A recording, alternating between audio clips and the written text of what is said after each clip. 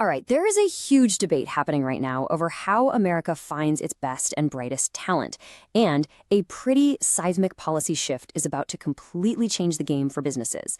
So today, we're going to break down the new math behind a decision every company is facing. Do you train the people you have, or do you hire from overseas?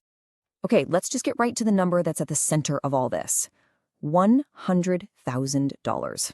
That is the proposed new fee for a company to bring in just one single worker on an H-1B visa. And let's be clear, this isn't their salary, it's not legal fees. It's a brand new, massive, upfront government charge that totally flips the script on the cost of hiring. And this fee, it really sets up the core conflict we're looking at. On one hand, you've got the argument that this is a necessary move to protect American jobs, to force companies to invest right here at home. But on the other hand, a lot of people are worried that this is a sledgehammer that could crush innovation by cutting off access to the world's top minds. The stakes are incredibly high. So to really get this, we've got to start with the most personal piece of this whole puzzle. What does all this actually mean for American jobs? This quote, man, it gets right to the raw, emotional heart of the issue. It's a painful story you hear over and over again.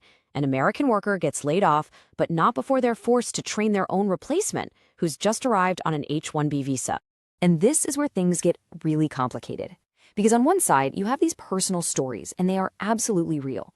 You have Department of Labor investigations that have found millions of dollars in back wages owed because of abuses. But then you zoom out, and the big picture data from the Federal Reserve tells a totally different story. It shows that companies using H-1B visas actually tend to grow faster and, over time, hire more American workers. It's like a clash of two different realities. So with this kind of conflict, you have to ask a really basic question. If it's so controversial, why was hiring from abroad the go-to move for so long? Yeah, let's just cut through all the politics and talk business logic for a second. I mean, why would a company go through all the expense, all the paperwork, all the hassle of the visa process instead of just, training the people who already work for them? What was the thinking? Well, the traditional logic really came down to a couple of key things. Number one was risk. Think about it. You spend a ton of money upskilling a U.S. employee, and they can take those brand new skills and walk right down the street to a competitor for a better offer. An H-1B worker, though, is legally tied to your company, so that risk is way lower. You add that to the constant pressure for short-term profits and this huge global pipeline of talent that's ready to go right now, and you can see why it often just seemed easier. But that was the old logic. That was based on the old math. That new $100,000 fee changes everything. So let's follow the money and see what the bottom line looks like now. So check this out. Under the proposed new rules, the first-year cost to bring in just one H-1B employee, it just explodes. You add that new $100,000 fee, plus legal costs, plus a competitive salary, and you're looking at over $213,000. This is a massive change. It turns hiring into a major capital expense.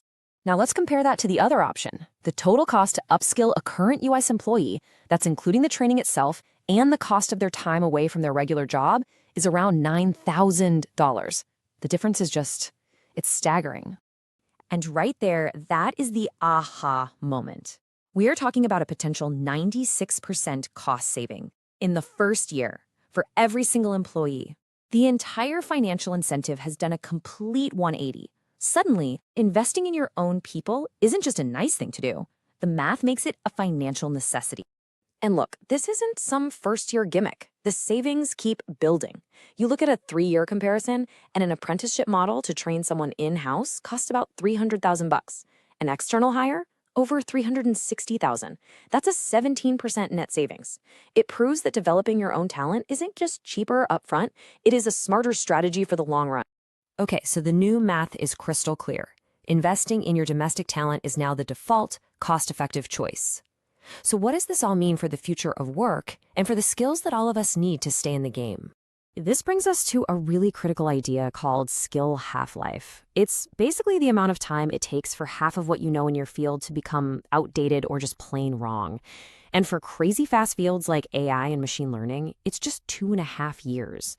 So the big takeaway here is that this isn't about a one-time training. The game has totally shifted to continuous, constant learning for everyone. No one's skills are safe for long. So what's the final verdict here?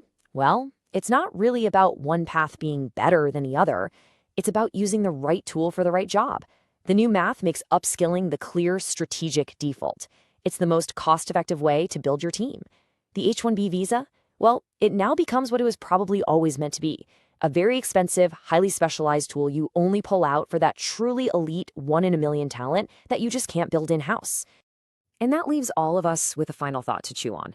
In an economy where your most valuable skills can become obsolete in just a couple of years, maybe the most important question for companies and for every single one of us is no longer who should we hire, but how fast can we all learn?